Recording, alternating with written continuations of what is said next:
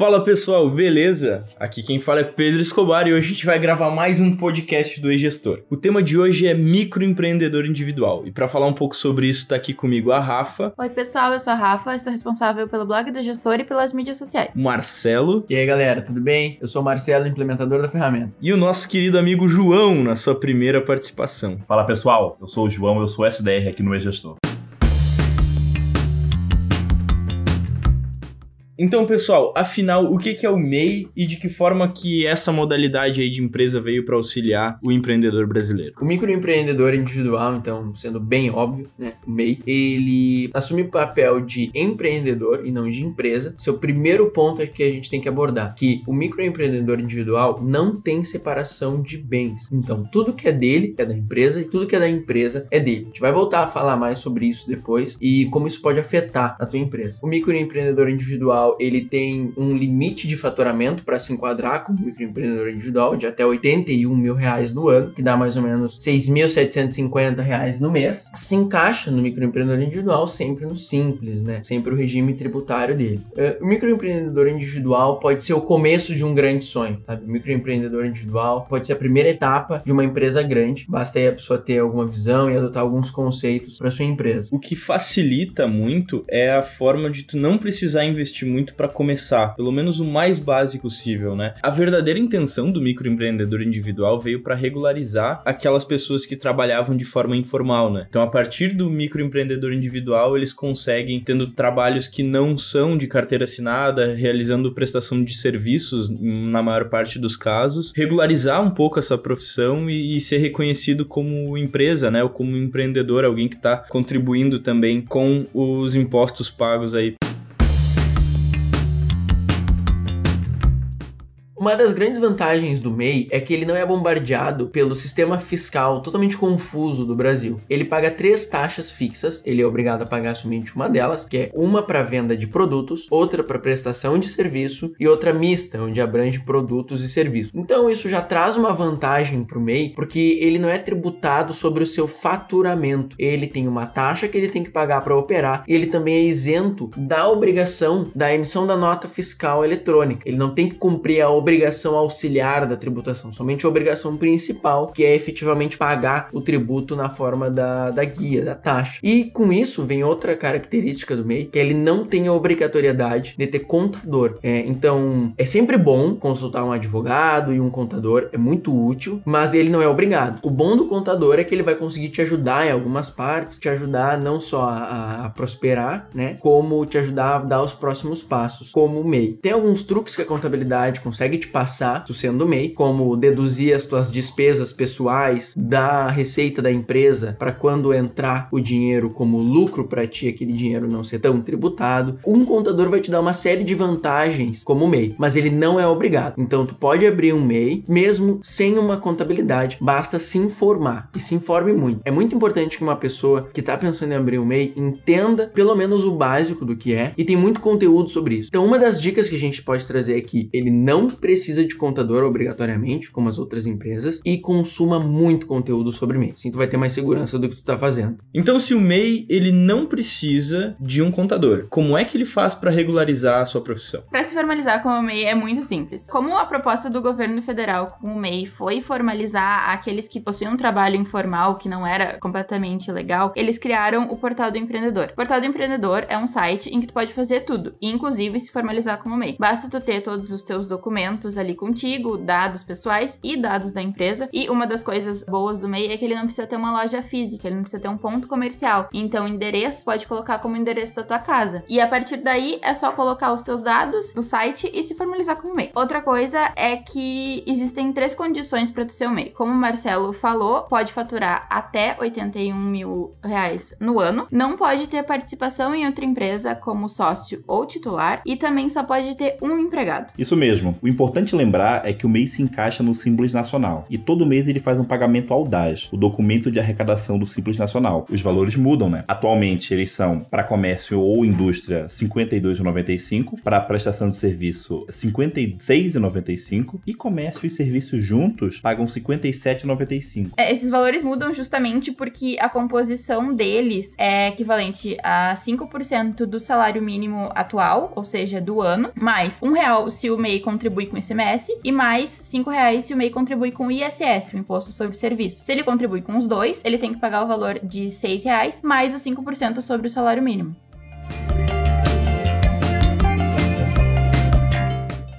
Então, pessoal, legal. Mas quais são os benefícios do MEI? Tô ficando interessado nesse assunto. Escobar, algumas vantagens são ter um CNPJ e buscar um alvará sem tanta dificuldade quanto uma empresa no regime normal. A outra questão é que vai poder vender para o governo, no caso participando de licitações. Não só para o governo, né? Mas também quando alguma empresa pede a nota fiscal para poder comprar o seu serviço ou produto, também será possível. Isso. Grandes companhias, normalmente, para terminar o faturamento, solicitam um CNPJ para os prestadores de serviços e o MEI terá o direito de emitir uma nota fiscal com o seu CNPJ. E, claro, vai poder buscar crédito em pessoa jurídica. Claro, bancos oferecem condições diferentes em pessoas jurídicas a pessoas físicas. Legal. E um direito também é o direito à aposentadoria. O interessante também é que o MEI pode se aposentar por idade. As mulheres 60 anos e os homens 65. Deve haver um tempo mínimo de contribuição. 130 meses, no caso 15 anos.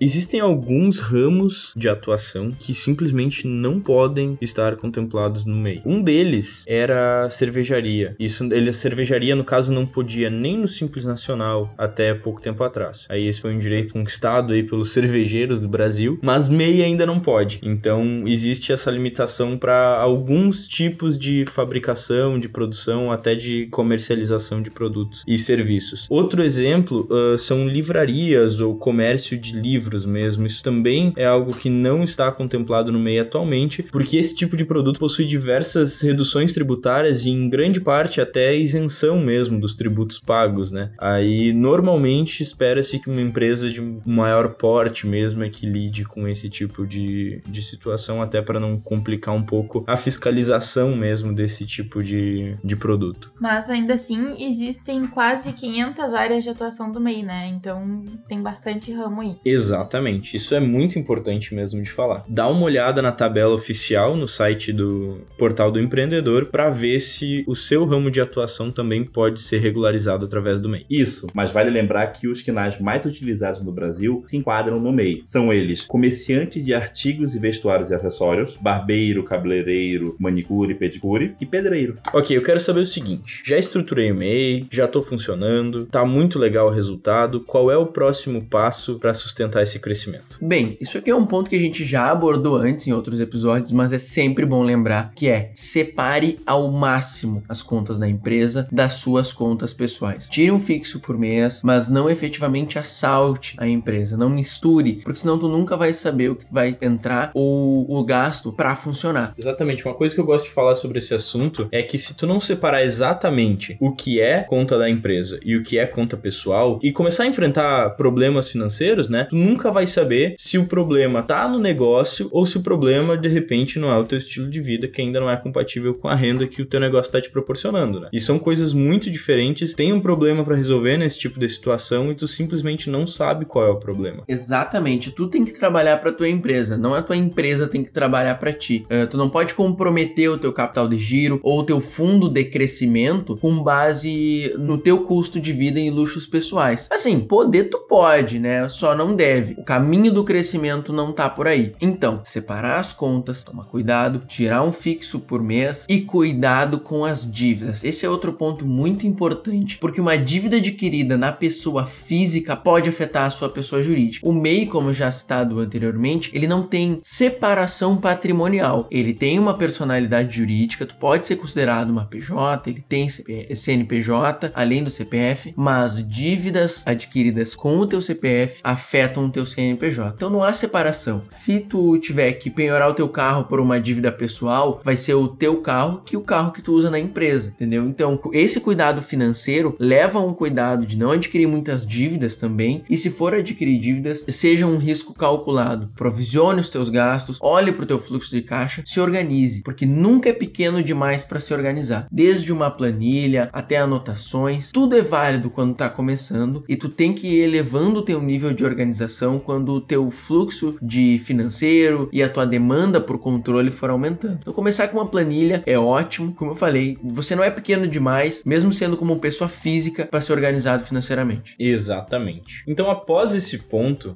isso estando muito bem definido, né? Depois que a empresa cresceu a ponto de ultrapassar o faturamento, quais são as minhas alternativas? Acredito que o próximo passo lógico para isso seja o Simples Nacional, certo? Sim, mas é que a gente tem que separar regime tributário de escrituração de empresa, tá? Eu vou dar um exemplo. Alguém em uma empresa simples, tá? A gente faz uma sociedade limitada de 30 mil reais, por exemplo. Essa sociedade pode ser tanto do simples, quanto do lucro real, quanto do lucro presumido. Mas o MEI não. O MEI sempre vai ser simples. Quando tu chega no limite de faturamento, tu tem uma alternativa muito interessante atualmente, que é a de empresa limitada individual. Essa é uma nova alternativa e surgiu recentemente, em 2019, com a MP 188, que é a MP da Liberdade Econômica, que liberou para um empresário e empreendedor individual ter uma empresa limitada. Então vale a pena, às vezes, pegar parte do seu patrimônio e integralizar em uma empresa, fundar efetivamente uma empresa limitada, porque uma empresa limitada já separa os teus bens. Na hora de assumir uma dívida, tu vai estar assumindo na limitação do teu capital social. Então, se o teu capital social for de 20 mil reais, é até 20 mil reais que tu vai estar comprometido, seja em bens ou em valor líquido, com alguma dívida ou alguma penhora, entendeu? Então, se tu crescer o suficiente, pode se tornar um EIRELI, mas a diferença é que o EIRELI tem uma limitação, tu tem que contribuir para o teu capital social, no mínimo 100 salários mínimos vigentes. Já a empresa limitada não tem essa limitação, tu pode contribuir com 15 mil, 30 mil, 100 mil reais, quanto de grana e patrimônio tu tiver para efetivamente separar a tua empresa do teu CNPJ, aí tu já vai estar dando um passo além, né? Tu já vai precisar de um corpo mais robusto, como um ponto comercial, e também tu vai poder contratar mais pessoas. Então, um bom caminho de crescimento é realmente permanecer no Simples Nacional, mas fundar efetivamente a tua empresa separado do teu patrimônio pessoal. E quem pode te ajudar nesse próximo passo também é um advogado, tá? Além da contabilidade. Quando tu tá crescendo, ter um contador e consultar um advogado quando tu tá com alguma dúvida legislativa é sempre útil. É o contador que vai conseguir avançar a sua empresa, fazer a escrituração, fazer o que precisa ser feito para te estar regular, crescer, entendeu? Então, apesar de não ser obrigatório, a contabilidade ajuda demais o MEI, ainda mais quando o MEI quer expandir as operações.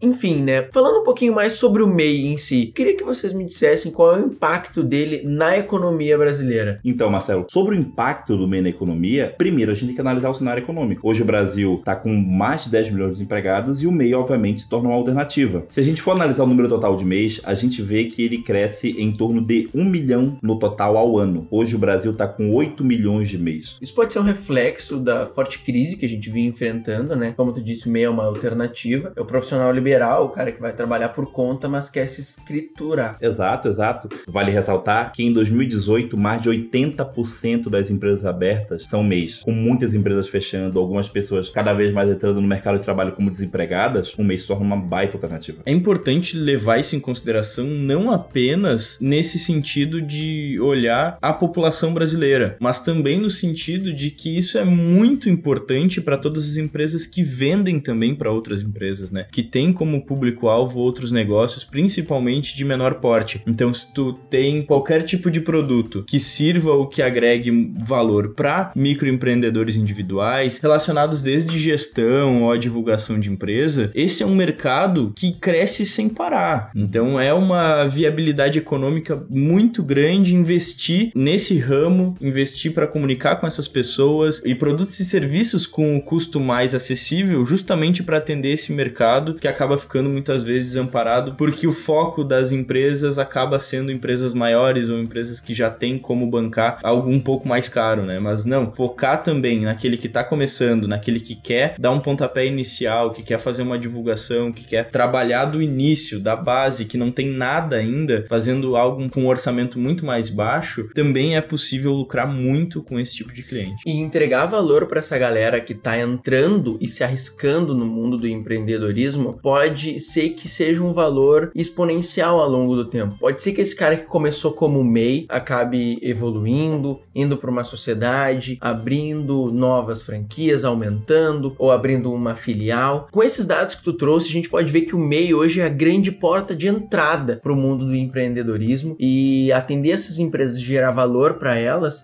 ao longo do tempo pode ser que tu cresça junto com os teus clientes que tu trouxe lá do começo, sabe? Isso, e às vezes a gente imagina o mundo do empreendedorismo como algo inalcançável, mas se a gente for olhar, grandes empreendedores começaram com negócios pequenos, não eram nem no ramo que eles trabalhavam. Então, às vezes, é muito melhor trabalhar em outros lugares, começar uma experiência num negócio pequeno e esperar a grande ideia. Outro fator importante a ser lembrado é a pejotização. Para algumas empresas, vale mais a pena contratar um serviço de uma outra empresa, no caso, o MEI, do que contratar um funcionário. Isso reflete muito o mercado atual, né? Onde a relação trabalhista é muito mais volátil, mas o dinheiro também fica muito mais na mão de quem faz o trabalho e de quem recebe esse trabalho, por esse trabalho, né? Claro, nem todo mundo procura o MEI, mas todo motoboy, por exemplo, que presta serviço para uma iFood, para uma delivery da vida, poderia ser um MEI, poderia estar mais amparado quando se trata de um fundo de garantia ou de uma aposentadoria por algum acidente. Então, o MEI sempre acaba se tornando uma alternativa, ainda mais nesse mercado com relações trabalhistas muito mais livres que está se apresentando hoje. Não só mais livres, mas também mais simples. O grande gatilho do MEI é justamente a simplicidade com que a gente pode começar o nosso negócio. Isso dá espaço para que a gente empreenda cada vez mais, comece os nossos negócios, formalize até para a gente ter a nossa própria garantia, num lugar onde nem sempre a gente pode encontrar um emprego formal como vinha acontecendo anteriormente. Essa colocação é perfeita, João. Principalmente pelo fato de que a simplicidade do MEI ela é refletida desde o momento inicial da formalização. O cadastro é muito simples, ele pode ser feito em questão de minutos realmente. Eu cheguei até o último passo do cadastro para ver, para entender um pouco mais como é que funciona e trazer essa informação para vocês. Eu preciso admitir que seria difícil pensar nesse tipo de cadastro, nesse tipo de formalização de uma forma mais fácil do que ele é feito. Então, em questão de 20 minutos, tá tudo certo, você já recebe o seu CNPJ, um arquivo PDF com todos os dados da empresa e pode passar a realizar todos os trabalhos que uma empresa realmente poderia, né? E que às vezes, quando ainda se está no ramo informal, você não tem acesso. E daí vai desde emissão de nota fiscal até a solicitação de crédito e tudo aquilo que já foi dito no início do programa. Pessoal, muito legal o programa de hoje, mas eu queria finalizar só dizendo que, na verdade, não é a primeira participação do João, né? Tem um easter egg aí, de repente um dia a gente fala mais sobre isso. Valeu, um abraço, obrigado por ter ouvido, tamo junto.